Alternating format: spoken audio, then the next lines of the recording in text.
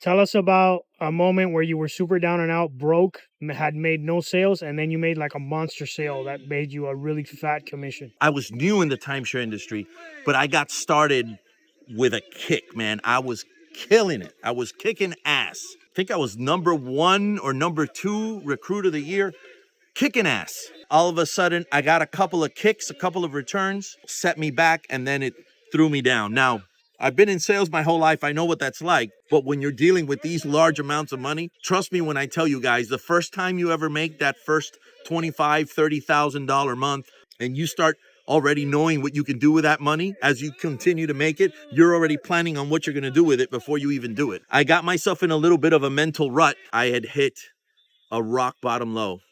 Luckily, though, I had some really, really good mentors and a really good coach that was able to coach me out of it, but only because I thought there was nothing wrong with me. I'm doing everything how I'm supposed to be doing. And I was doing everything. I was following the scripts. I still had everything, but it was the inner work. There was stuff that I still had to deal with from my past, from my childhood, complexes, traumas, and all of this stuff starts peeking its little ugly head out when you start doubting yourself.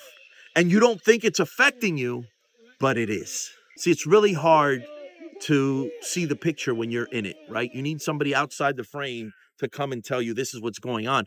I still couldn't believe it because I was like, I got a great mindset. This has nothing to do with mindset. I mean, it does, but it's not mindset in terms of a daily mindset of keeping your mindset clean. This is the inner work. This is the stuff of years worth of stuff that's inside of you that you may have had pushed in until I started doing that kind of work for like a month. And then I went out, and that was the first time that I sold $396,000 in a month. I was the number 1 salesman for the month from everybody there, and I was the new guy. And that taught me that inner work is real. Working on yourself is real. And if there's one lesson I can tell you guys is that even if you got the mindset, even if you listen to Tony Robbins and you listen to Les Brown, that's great. That's for the daily. But you need to start going deep on the inside because that stuff is, everybody's got shit. Everybody's got something in there. And until you work on that and you get it out, it'll come back when you least need it to.